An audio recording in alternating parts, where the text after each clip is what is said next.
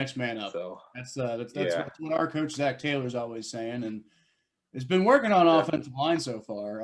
Actually, I was kind of wondering. It's like, um, should the Bengals, because the Bengals have some guys coming back from injury, at some point. I think Bobby, like I said, I think Bobby Hart's supposed to come back soon. I don't know exactly when.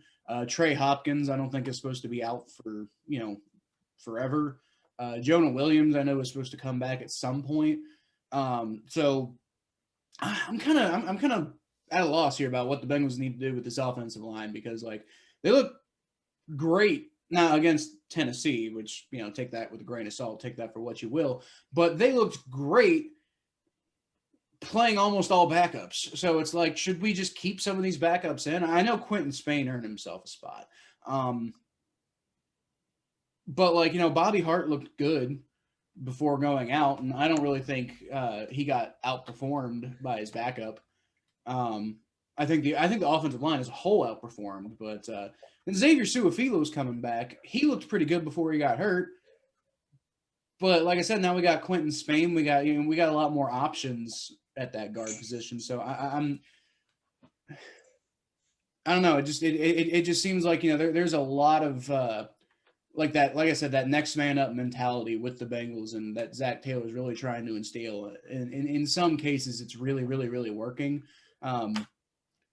Earlier this year, I gave the underrated player of the week award to Xavier Williams, who we literally just signed off the street. So it's like these guys are coming in and playing their hearts out, even though there's really no guarantee that they're going to get reps going forward when these starters come back, and because the starters are playing really well. So it's just like, do you it's in the NFL, you can lose your job to injury. We know that. But you lose your job to injury if you're also playing well. Like, is that going to happen? Well, one thing I mean, like, another thing in the NFL is like when you have that next man up mentality, it's like when the next man is actually better than the original starter, you got to go with the next man. You got to put that starter back on the bench. You're like, I'm sorry, dude. That's what happened to Alex Smith and Colin Kaepernick. Colin Kaepernick came in and they were like, "Oh, we like this guy better." Ooh, did I mean to? I should have brought that up. My bad. Anyway, let's just ignore that I said that, by the way, because I don't want y'all. I don't want to hear. Well, that wasn't a political statement. That was Colin Kaepernick at the time outperformed Alex Smith from a football perspective. That's all we're saying there. Like, I mean, you can say whatever you want. That's all we're saying. That's all we are saying. Right. Do not go looking at my Twitter history of what happened at the time. And you can't deny that at the time, Colin Kaepernick looked better than Alex Smith. He did. He led them to a Super Bowl. These are facts. Right. That's it. That's all we're going to say about that. Anyway, okay. All right. I don't want to go down that rabbit hole.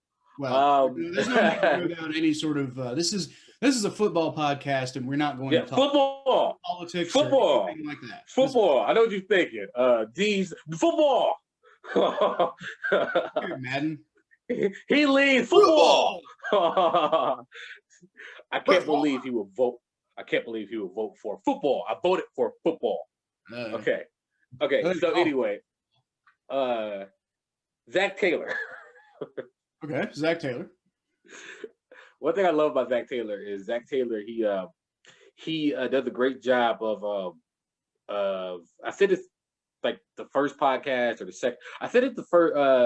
I think I said this the game after the Eagles game or the first game y'all won. I said that Zac Taylor's doing a good job of disguising the holes in the offensive line by using shifts.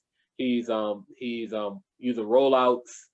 He's doing different things to allow Joe Burrow to have more passing time and to release quickly. And he's putting players in position and his receivers in positions for quick releases, so he can disguise the inefficiencies of the offensive line. He's getting better at that in front of our eyes. So we're literally seeing a coach grow and the players grow at the same time. It's actually really exciting. Kind of prepares y'all for this great upset that's about to happen this week. You better have an upset this week. Upset alert.